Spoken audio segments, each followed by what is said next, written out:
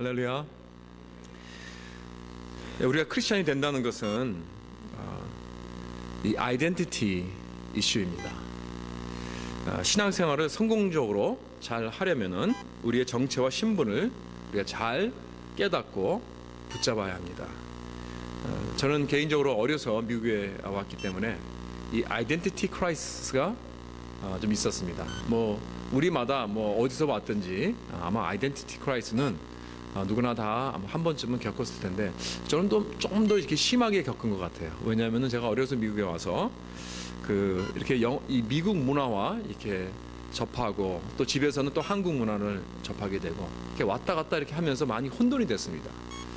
그래서 내가 정말 미국 사람으로 살아가야 하는지 아니면 한국 사람으로 살아가야 하는지, 사실 이민 초기에는요, 여러분들이 이게 잘 이해는 못 하시겠지만은 이렇게 많은 그 이민자들의 그 부모 세대님들이 이렇게 생각했어요. 빨리 우리 자녀들이 미국 문화에 적응하고 미국 사람이 되어야 나중에 성공을 한다, 이렇게 생각들을 하셨어요. 그래서 꼭 그렇게 한국인의 어떤 긍지라든가 무슨 어떤 전통 이런 거를 이렇게 언어라든가 이런 걸 꼭 이렇게 심어주지 이렇게 않았어요. 그럴 여건도 없었고 그럴 시간도 없었고 또 그러한 어떤 환경도 없었습니다. 요즘 같으면 다 한글 학교도 많이 있고 또 여러 가지 또 여건이 있기 때문에 그런 게 가능한데, 그때 당시에는 정말 먹고 사는 게 굉장히 이게 중요한 시점이기 때문에 두잡 세잡 되고 정말 아이들을 만날 시간도 없기 때문에 어떻게 돌아가는지 잘 몰랐습니다. 그래서 참 우리끼리 이렇게 컸다고 하는 그런 말들 하죠. 하여튼 그러면서 겪은 것이 뭐냐면 참 이런 어떤 나의 정체성이 무엇인가, 신분이 무엇인가, 그러면서 이렇게 좀 혼돈을 하면서 어떤 그런 크라이시스를 겪게 됩니다. 그래서 어떤 많은 그 자격지심이라든가 열등감, 무력감, 어떤 sense of inadequacy, 이런 것들 항상 어디를 가든지 뭔가 좀 부적당하다, 뭔가 좀 맞지가 않는다, 부족하다 하는 그러한 생각을 항상 이렇게 느끼게 됩니다. 한국 사람들이 모이는 데 가도 이렇게 뭐라고 이렇게 끼기도 힘들고 뭐라고 말하기도 힘들고, 왜냐하면 잘 모르니까.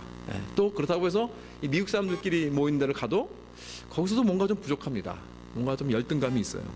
그래서 참 이렇게 이런 아이덴티티 크라이시스 속에서 이렇게 자라면서 많은 좀 이렇게 어려움을 겪었는데, 감사한 것은 제가 예수를 믿고 나서 나의 정체성은 어떤 한국 문화라든가 미국 문화의 어떤 거기서부터 오는 것이 아니고 예수 그리스도가 나의 구주 되심으로써 온다 하는 것을 깨닫고 느끼면서부터 싹 미래가 보이는 거예요.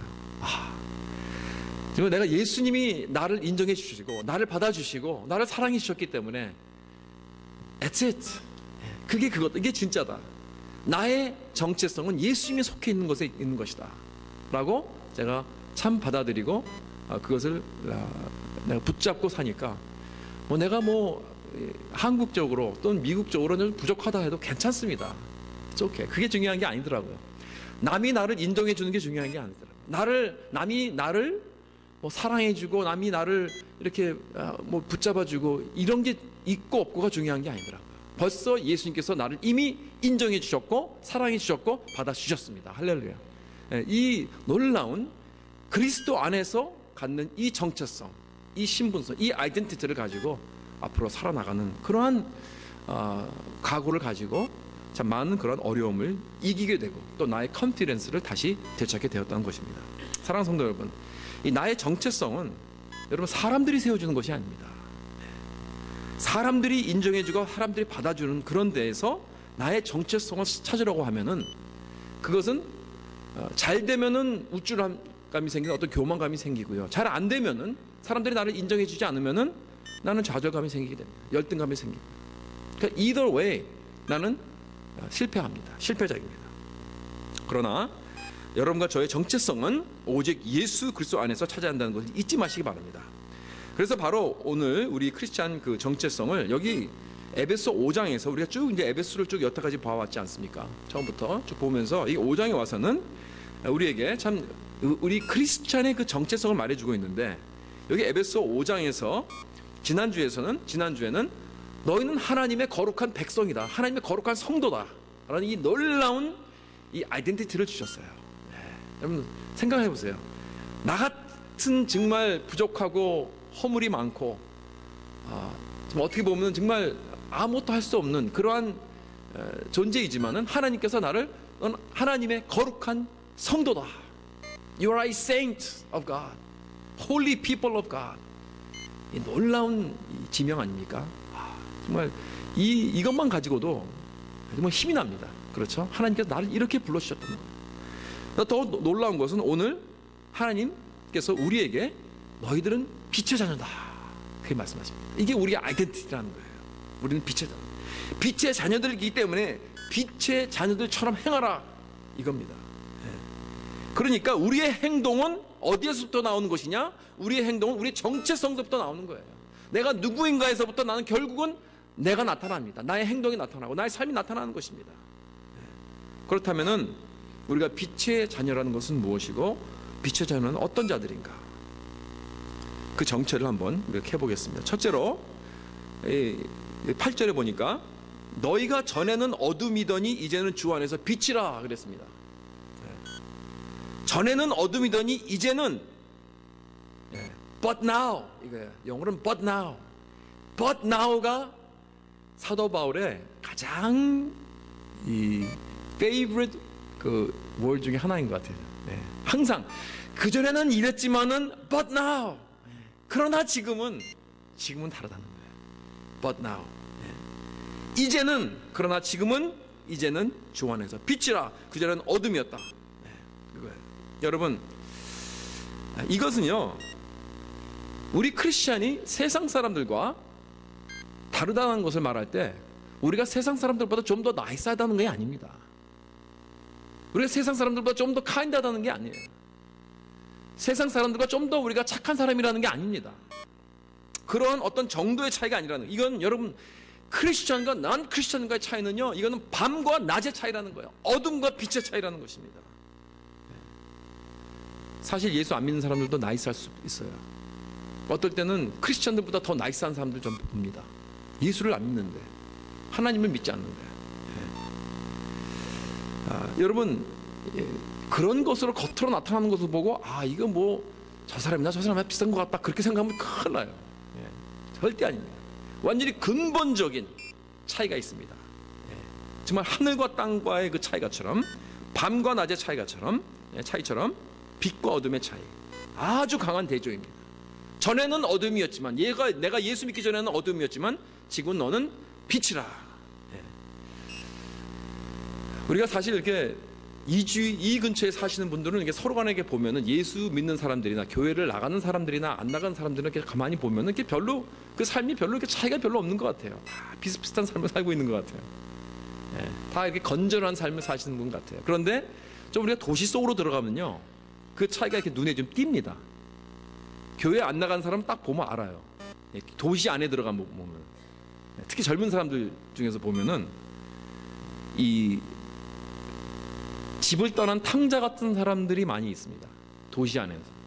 LA도 그렇고요, 라스베가스도 가보세요. 뭐 다 가보셨겠지만, 뉴욕도 가보세요. 그러면 탕자 같은 사람들이 많이 삽니다. 그런 데는. 집을 떠나서 정말 내 마음대로 내 인생을 한번 만끽하면서 살아보겠다. 내가 해본 거 다 해보겠다. 그러면서 술, 마약, 뭐 창녀, 무슨 여러 가지 그 life in the fast lane이라고 그러죠, 영어로는. 그냥 막 만끽하면서 막 마음대로 자기 멋대로 온갖 범죄와 죄는 다 저지르면서 사는 그런 사람들. 물론 뭐 도시 안에 사는 사람들이 다 그렇다는 건 아니지만 그런 사람들이 많이 그러니까 정말 예수 믿는 사람들 그리고 예수 안 믿는 사람들과 이 차이가요, 이 겉으로 눈에 보기에 완전히 확 나타나요. 저는 LA에서도 사역을 해봤고, 또 이렇게 세리토스 같은 이런 외곽 지역에서 사역을 해봤고, 또 콜로라도에서 사역을 해봤습니다. 콜로라도는 아주 촌동네입니다, 솔직히 말해서 여기 비하면. 그렇죠. 그러나 촌동네지만은 다 촌 사람들은 아닙니다. 근데 분위기가 굉장히 다 이렇게 좀 느긋해요. 다 나이스하고. 정말 콜로라도는요, 한번 가면요, 첫 번째 제가 느끼는 게 사람들이 그렇게 나이스할까? 항상 웃음이 항상 이렇게 웃고 느긋. 어디를 가나 그냥 천천히 그냥 이렇게 답답해 죽겠어요. 점에 가면은 막. 그냥 뭐 그렇게 급한 게 별로 없어요. 프레셔도 별로 없고 그러한 사람들이 많습니다. 그래서 저는 그 LA에서도 이렇게 그 청소년들 사역도 해봤고 이제 유스 미니스트리 뭐 교육 사역도 좀 해봤는데 거기 가면요 참 별의별 일들이 다 있습니다. 교회 안에서도 그런 자녀들은 그런 집안의 환경, 그런 환경에서 자란 아이들이 보면은 뭐 갱에서 뭐 속해 있는 그런 아이들도 오고요, 마약, 뭐 술, 무슨 이런 여러 가지 그 아주 불우한 그런 환경에서 교회를 온 아이들이 있습니다. 그럼 막 교회 안에서 막 싸움 터지고요, 무슨 막 이상한 냄새 나고, 별의별 일이 다 일어납니다. 교회 안에서 LA 같으면 정말 살벌합니다. 그러한 그 환경에서 그 교회를 다니고 하는 사람들 보면은 확실히 정말 각박한 그런 삶을 사는구나 하는 것을 알 수가 있습니다. 그러나 이제 이런 지역으로 오거나 이제 콜로라도 같은 데로 가면은 이렇게 많이 이렇게 세럴 다운되고 환경도 좋고 그래서 여기서 참 유스 미니스트리 하는 건 참 별로 어렵지 않은 것 같아요. 다들 이렇게 아이들이 참 나이스해요. 다들 어르신들도 그렇고 어른들도 그렇고 다 이렇게 나이스한 분들이 많이 있습니다. 그래서 어떻게 보면은 별로 이렇게 차이가 별로 없습니다. 잘 모르겠습니다. 교회 나가는 사람이나 교회 안 나가는 사람들. 그러니까 중요한 차이점은 이런 데에 있는 것이 아니라는 것입니다. 얼마나 그 사람이 나이스한가 아니라는 것이 아닌가 그것이 아니라는 거예요. 내가 LA 살든 세리토스에 살든 뭐 어디의 지역에 살든 간에 겉으로는 잘 모를지 몰라도 그 내면적인 차이가 완전히 밤과 낮이라는 것입니다.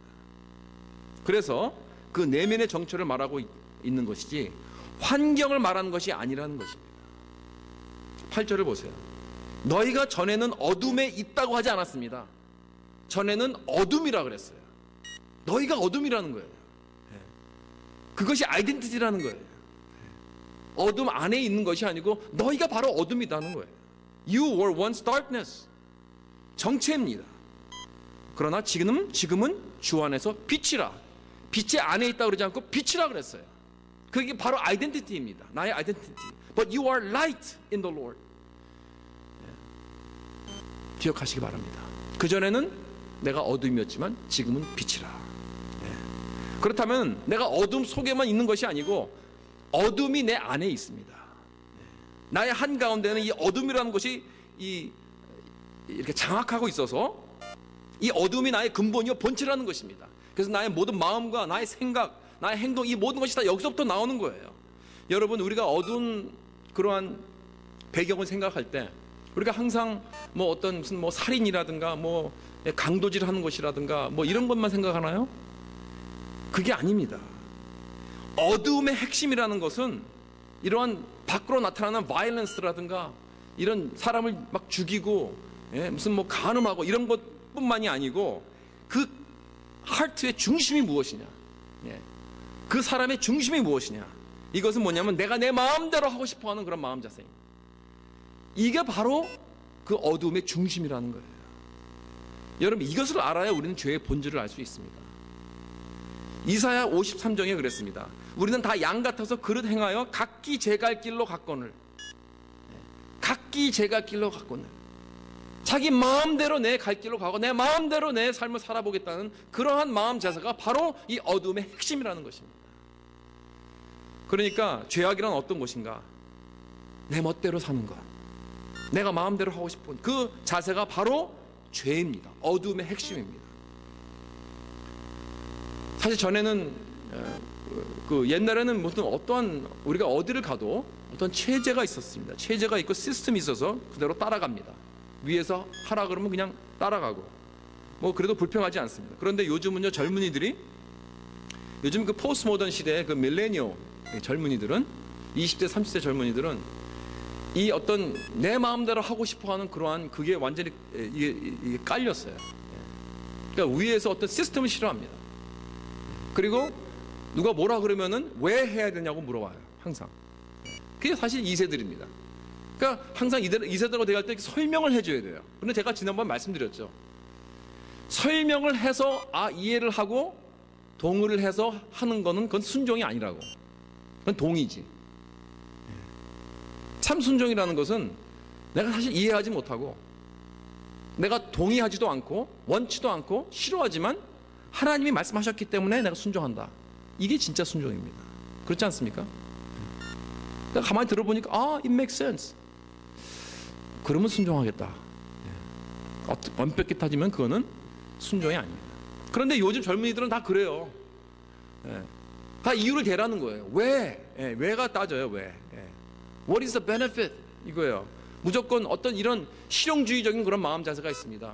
이런 pragmatic한 마음이 있어서 그런 생각이 있기 때문에 이것이 정말 이것이 make sense 하고 내가 무슨 그 방법을 택하든지 내가 결정적으로 내가 프로듀스만 하면 되지 않느냐, 내가 생산만 하면 되지 않느냐 이거예요.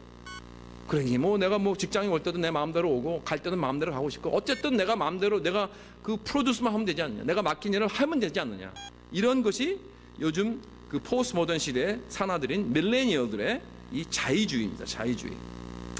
그러니까 그 삶을 내 마음대로 살기 원하는 그런 자세가 이 교회 안에도 들어왔습니다. 그래서 내 신앙 내 마음대로 살겠다는 것입니다. 예수를 믿긴 믿습니다. 그러나 누가 뭐 나한테 뭐라고 하지 말라는 거예요. 내가 생각할 때 이거 맞으면 내가 하고, 내가 생각할 때 원치 않으면 안 해요. 그렇죠? 그래서 꼭 설명해서 이해가 되면은 하겠다는 거예요. 이러한 것들도, 우리한 자세들도 교회 안에 많이 들어왔습니다. 여러분, 모든 사람들의 마음속에는 이런 어두움이 숨겨져 있습니다. 어떤 사람은 좋은 환경에서부터 좋은 가정에서 자라왔기 때문에 아주 나이스한 그런 사람들이 있습니다. 그러나 그러한 나이스한 그 겉모양 속에는 그것을 가지고 남을 컨트롤하려고 하는 그런 아주 교묘하고 조작하는 어떤 그런 이용하는 그런 마음이 도사리고 있을 수 있습니다. 자기의 그 겉모양이 나이스한 것을 가지고 또 자기의 그 나이스한 삶과 남들이 그러지 못한 삶을 비교하면서 저 사람들은 나와 보기 하니까 너무나 현찮아요. 너무나 형편없어요. 그래서 손가락질하고 내려다봅니다. 그런 경우도 많이 있습니다. 그러니까 겉으로는 우리는 모릅니다. 그 속을 봐야 알 수 있습니다. 겉으로는 참 나이스한 것 같고 지금 신사 같고 젠틀맨 같고 레이디 같은데, 그런데 그 마음속에는 어둠이 있다는 것입니다. 그것이 뭐 어떤 그 사람이 뒷골목에서 무슨 여러 가지 그 나쁜 짓을 하고 악독한 그런 더러운 짓만 하고 살았다는 것이 아니더라도 나의 그 나이스한 삶을 살아가면서 어쩌면 이러한 생각을 할 수 있습니다. 나는 예수 안 믿고 교회 안 나가도 크리스천보다 더 잘 살 수 있다, 더 올바르게 살 수 있다, 더 도덕적으로 잘 살 수 있다고 그렇게 자신 있게 말하는 사람들도 그 마음 속에는 어둠이 있다는 것입니다. 내 중심, 내 마음대로 살고 싶어하는 그런 마음. 그렇죠? 다시 말합니다. 여러분, 중요한 것은 우리 크리스천과 난 크리스천과의 차이가 얼마나 나이스하느냐 아니냐의 정도의 차이가 아니라는 것입니다. 근본적으로 본질적으로 어두움과 빛의 차이입니다. 내가 지금 어떤 정체를 가지고 사느냐, 이것이 중요합니다. 모든 사람들은 예수님 앞에서 두 가지 위치에 서 있습니다. 한 사람은 하나님, 나는 예수 그리스도께서 나를 위해서 이루신 모든 업적과 그 십자가의 그 놀라운 그 이루심을 가지고, 그 십자가의 능력과 십자가의 보혈과 십자가의 업적을 가지고 난 그것을 붙잡고 나가겠습니다 라고 말하는 사람이 있고요. 다른 사람은 나는 하나님이 있든지 없든지 난 모르겠습니다. 그러나 난 내가 원하는 대로 살아가는 이 방법으로 살아가겠습니다. 나의 나이스네스를 의지하며 살아가겠습니다. 이렇게 말하는 사람이 있습니다. 이 두 가지 중 하나입니다. 여러분, 절대로 중간이라는 건 없습니다. 사랑하는 성도 여러분, 여러분은 어느 위치에 서 있습니까? 내가 빛의 자녀라면은 난 이렇게 주님께 고백하며 나가야 합니다.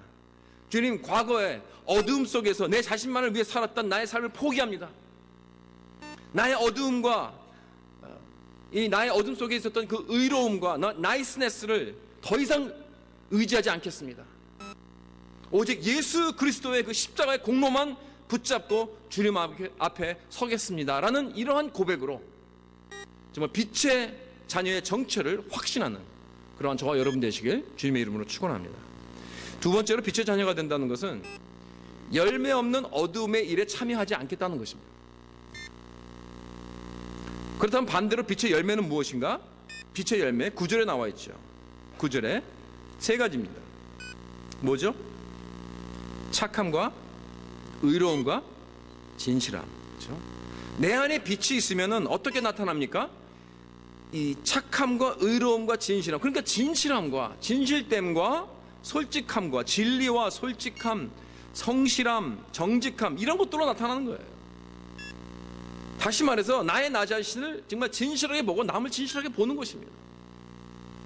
속이는 걸 싫어합니다. 거짓을 싫어합니다. 조금 있다가 이제 이 빛의 열매에 대해서 더 말씀해 드리겠지만은, 여기 바울이 말하는 이 어둠과 빛의 차이를 우리가 논할 때 우리가 어떻게 이것을 판가름할 수 있느냐 하는 것은 열매를 보면 알 수 있습니다. 왜냐하면 결국에는 꼭 열매를 맺기 때문입니다. 내가 빛의 자녀이면 빛의 열매를 맺습니다. 어두움의 자녀면 어둠의 열매를 맺게 되는 것입니다. 영락 없습니다. 결국에는 꼭 맺습니다. 저는 이 나무에 대해서 잘 모릅니다. 그래서 뭐 어떤 나무가 어떤 나무인지, 어떤 나무가 사과나무인지, 어떤 나무가 오렌지 나무인지, 어떤 나무가 뭐 복숭아 나무인지 배나무인지 잘 몰라요.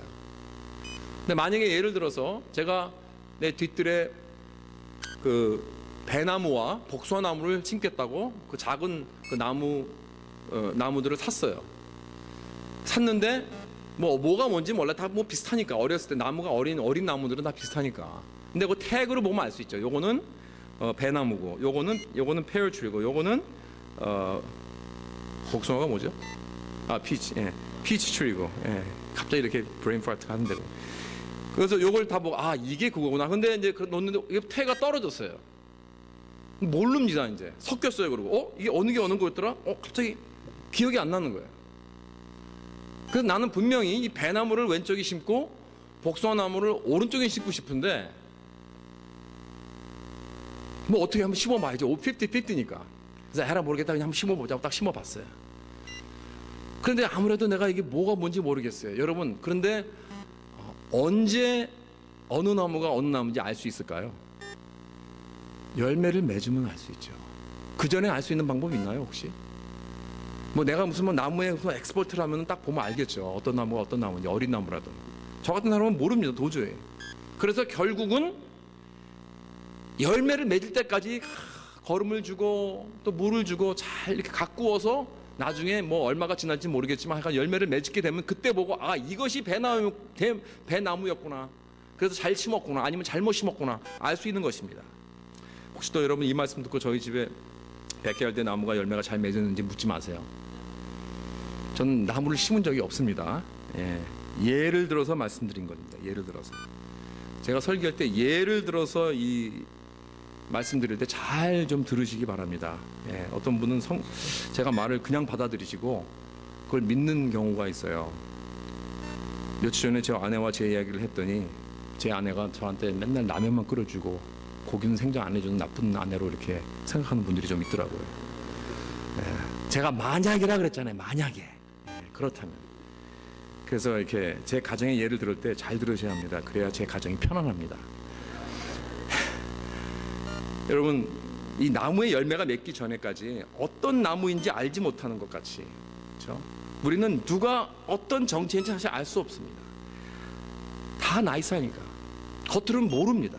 그렇죠? 누가 어느 마음을 가지고 있는지 모릅니다. 그러나 결국에는 그 나무는 열매를 맺게 되어 있습니다. 열매가 없든지 가짜 나무이든지 아니면은 그것이 배나무이든지 사과나무이든지 오렌지 나무이든지. 영어 이런 말이 있습니다. Everybody can be an angel for 5 minutes. 5분 동안은 다 천사가 될 수 있다 그래요. 그러나 참 색깔이 결국은 나오게 돼 있는 것입니다. 시간이 지나면 결국에는 어떠한 사람인지 나타난다는 거예요. 이것도 바로 성경에서 계속해서 우리에게 가르쳐주는 교훈입니다. 여러분, 거룩함이라는 것은 처음에는 사실 이렇게 보기가 별로 이렇게 어트랙티브하지 않습니다. 힘듭니다. 하기 힘듭니다. 사람들이 하기 원치 않습니다. 그러나 나중에는 결국에 그 거룩함이라는, 그 신령함이라는 것은 얼마나 아름다운 건지 나중에 그것이 나타나게 돼요. 그러나 반대로 어둠의 열매는요, 처음에는 보기가 너무나 어트랙티브합니다. 너무나 보기 좋습니다. 그래서 창세기에도 그 하와가, 아담과 그 과실을 보고 먹음직도 하고 보암직도 한다 그랬잖아요. 그러나 그것은 나중에 멸망으로 향하는 길이죠.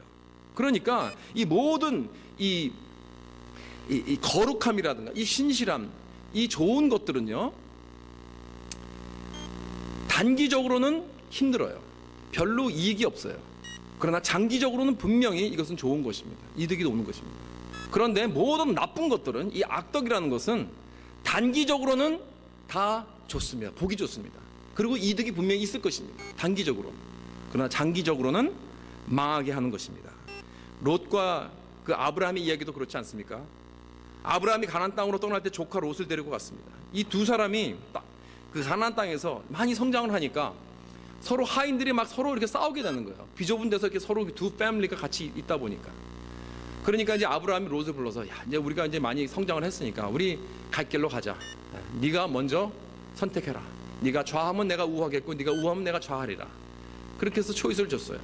근데 롯이 이제 쫙 둘러봅니다. 둘러보니까 저쪽에 요단강 쪽에, 요단 그 땅 쪽에 아주 아름다운 그런 땅이 있었습니다. 젖과 굴이 흐르는 그러한 땅이고요. 정말 하나님의 동산 같다고 설명을 했습니다. 성경에서는 애굽 땅과 같다고 했습니다. 그 땅이 어디죠? 소돔과 고모라 땅입니다. 그렇습니다. 하나님께서 멸하시기 전에.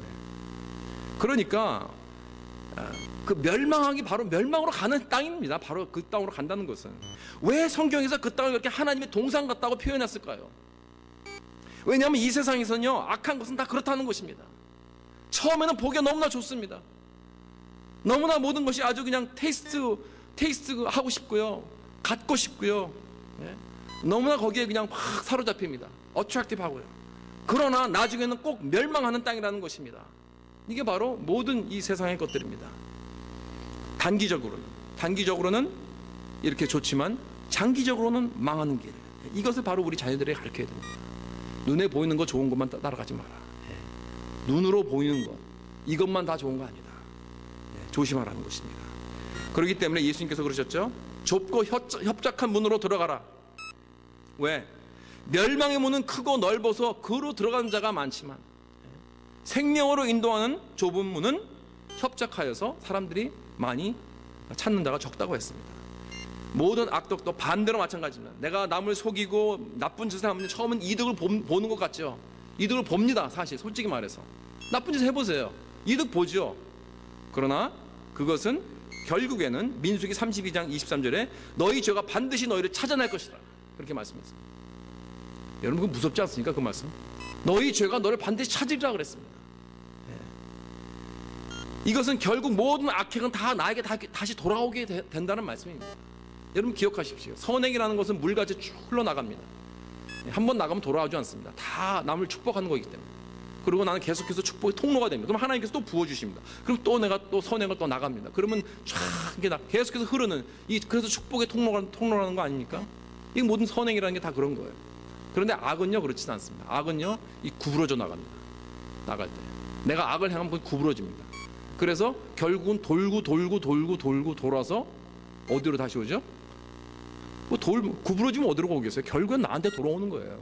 근데 그냥 돌아오지 않고요, 1대1로 돌아오지 않고요, 그 기세를 더 타가지고 더 힘이, 더 능력이 나와서 내가 나갈 때는 뭐 한 방으로 나갔지만 내가 돌아올 때는요 1000방으로 돌아옵니다.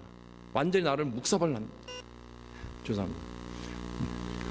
완전히 나를 그냥 박살 나도록. 그것도 비슷한 말인가요? 네. 한국말이 약간 제가 좀 헷갈려가지고. anyway, 무슨 말인지 아셨죠? 멸망당한다는 거예요. 결국에는 이게 바로 악의 원인이라는 거예요. 이것이 바로 하나님의 심는 대로 거둔다는 그런 원칙이라는 걸 기억하시기 바랍니다. 사랑하는 성도 여러분, 어두움의 열매에 단기적인 유혹을 뿌리치고 빛의 열매를 심고 거두는 그러한 저와 여러분 되시길 주님의 이름으로 축원합니다. 마지막으로 빛의 임무는 죄를 드러내는 것입니다. 11절을 보겠습니다. 너희는 열매 없는 어둠의 일에 참여하지 말고 도리어 책망하라 그랬습니다. 여기서 책망을 하는 말은 헬라어로 증거를 가지고 설득하라는 것입니다. 참 그런 의미가 있어요. 증거를 가지고 설득하라. 많은 경우 사람들이 성경에서 이 말을 잘못 이해해가지고 어두움은 상대도 하지 말라, 그러니까 안 믿는 사람에겐 근처도 가지 말고 상정하지도 말라, 이렇게 잘못 알아듣고 어떤 세상과 완전히 그 단절을 하는 그런 삶을 사는 분들이 많아요. 그건 잘못 언더스탠 하는 거죠. 구약의 이스라엘 사람들이 그랬습니다. 하나님께서 이스라엘 사람들에게 이 빛의 민족이 되고 제사장 민족이 되라 그랬는데, 그 이유는 뭐냐면 이 주위에 있는 많은 이방인들에게 그야말로 하나님의 빛이 되어고 하나님의 제사장 나라가 되어서 그 많은 사람들을 너희들의 그 모든 그 아름다운 거룩하고 신령한 모습을 보고 주님께 영광 돌려 다 돌아오게 하는 어떤 그러한 사명을 주셨는데, 오히려 자기들의 그 위치를 가지고 우월하게 생각하고 남들을 개로 봤습니다. 건드리지 말자, 더럽다. 그럼 오히려 원수 맺고, 주위 사람들, 주위 백성들. 그게 아니죠. 여러분, 하나님께서 원하시는 것은 이스라엘 백성이 제사장 나라가 되어서 정말 이방인들로 하여금 그들의 하나님의 쇼케이스가 되는 거예요. 그래서 그걸 보고 정말 다른 모든 신들과 다 다르다. 이스라엘 사람들은 다른 모든 이방 신들과 다르다. 이스라엘의 하나님 정말 위대하신 분이다 라고 하면서 하나님 앞으로 나오게 하는, 그것이 목적이었어요. 이스라엘의 목적이었습니다. 그런데 이들은 그러지 않고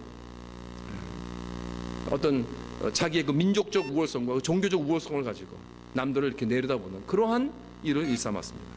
여러분, 성경에서 나오는 이런 말씀들은요, 하나님을 모르는 난 크리스찬들과의 관계를 하지 말라는 것이 아닙니다. 그들의 라이프스타일에 동참하지 말라는 것이지,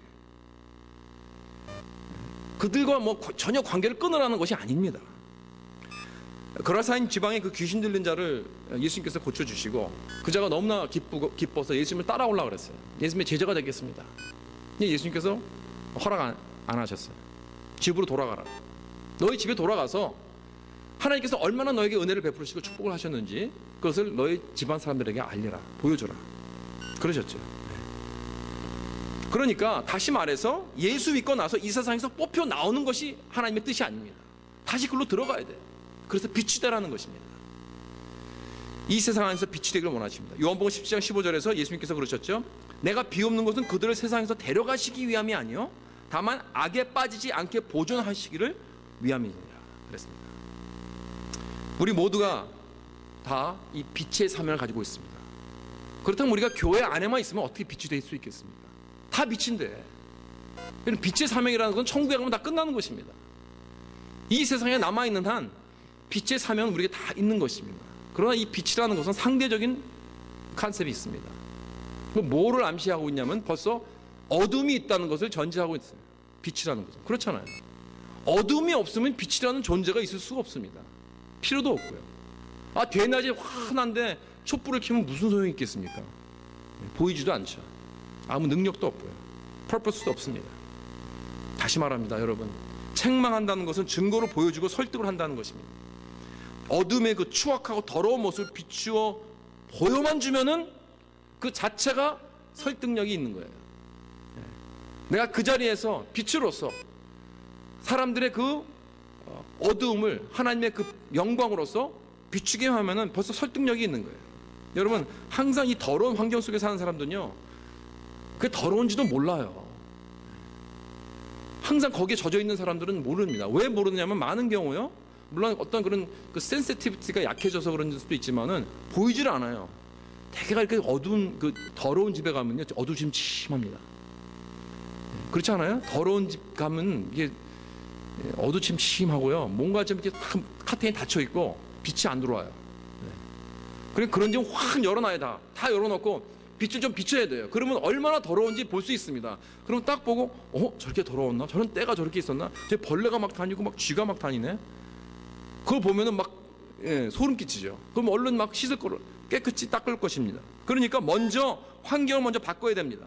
그렇죠? 그러나 중요한 것은 뭐냐면 어떻게 그 어두운 곳에 내가 빛이 될 수 있을까? 분명히 말씀드린 것처럼 빛이라면 결국은 열매를 맺게 됩니다. 그렇죠? 열매를 맺는데 어떤 열매라고요? 그것이 착함과 의로움과 진실함, goodness, righteousness and truth. 이 세 가지는 꼭 나타나게 됩니다. 먼저 진리에 대해서 눈을 뜨게 됩니다. truth. 내가 전에는 어두움으로 보였는데 이제는 빛이 되었다면은 내가 전에는 보지 못한 것을 본다는 거예요. 전에는 깨닫지 못했는데 이제는 깨닫게 되는 것입니다. 왜냐하면 사람들이 어둠을 못 보는 것은 빛이 없고 또 눈이 나빠서 그런데, 여러분 참 이렇게 한 번은 제가 잔 침대에 그 이불을 그 이렇게 어떤 그 베큐음을 파는 사람이 보여주더라고요. 이불에 얼마나 많은 그 좀 더러운 얘기지만 여러분들이 그 이불이 있죠. 주무신 이불에 얼마나 많은 벌레들인 줄 아십니까? 우리가 눈으로는 보지 못하는 벌레들이에요. 현미경으로 봐야 돼요. 그 사진 찍은 걸 보여줬는데 와 소름 끼치더라고요. 막 이상하게 생긴 그 벌레들이 그냥 깔렸어요 이불에. 그래서 이 이불을 당장 자주 빨아야겠다라는 생각이 들고 뿐만이 아니라 제일 좋은 방법은 이 밖에다가 이렇게 햇빛에다 걸어놓습니다. 햇빛이 쨍쨍 되면 그 다 소독을 하게 된다 그래요. 제일 좋은 방법이에요. 그러니까 이 빛이라는 게 빛을 밝게 비치는 것뿐만 아니라 소독하는 그런 능력도 있습니다.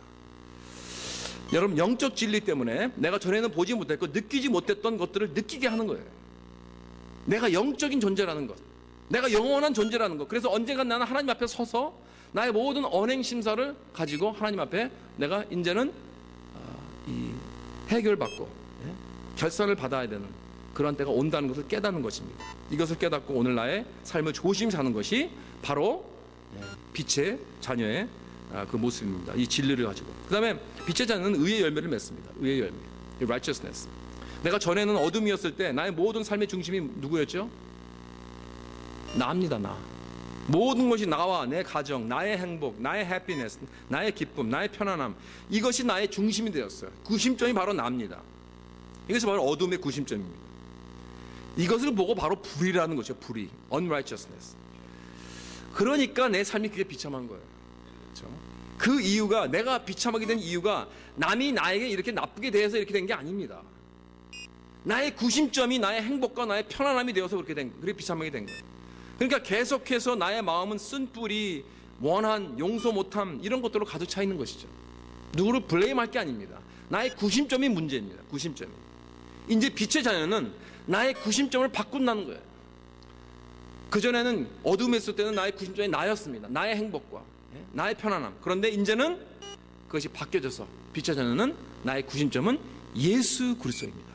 그렇기 때문에 절대로 남이 나에게 무슨 짓을 해도 어떠한 해를 끼쳐도 나의 행복과 나의 평안함 이것은 절대로 뺏어갈 자가 없다는 것입니다. 그리고 세 번째는 열매는 착함이죠. 착함, goodness. 남에게 선행을 베푸는 행위. 내가 어두움의 빛의 자녀가 된다는 것은 점점 더 남을 위해서 종이 되어가고 있다는 그런 말씀입니다. 내가 어두움에 있을 때는 항상 누가 나를 섬겨줄까, 누가 나의 니들을 채워줄까 하고 그런 사람들을 찾고 다녔어요. 그러나 지금은 빛의 자녀로서 누구를 내가 섬길 수 있을까 하고 찾으러 다니는 거예요. 누구의 니들을 내가 충족해 줄 수 있을까 하는 이것을 내가 찾으러 다니는 거예요. 이게 다른 점이죠. 그래서 이렇게 하나님의 도구가 되겠다는 그러한 마음입니다. 저는 이 성 프란시스 그 평화의 기도를 좋아합니다.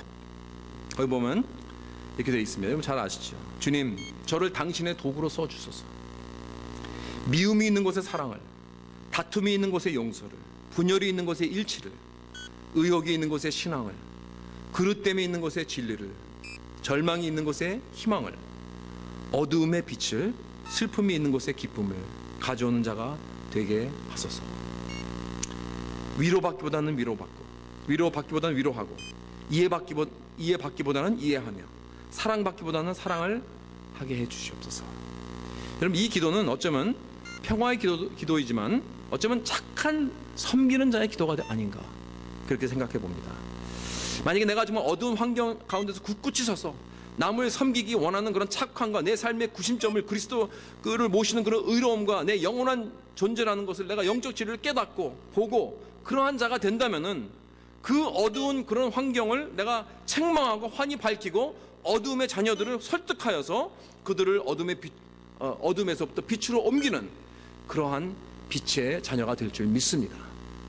그러한 저가 되고 또 여러분이 되시길 주님의 이름으로 축원합니다. 다 같이 기도하시겠습니다.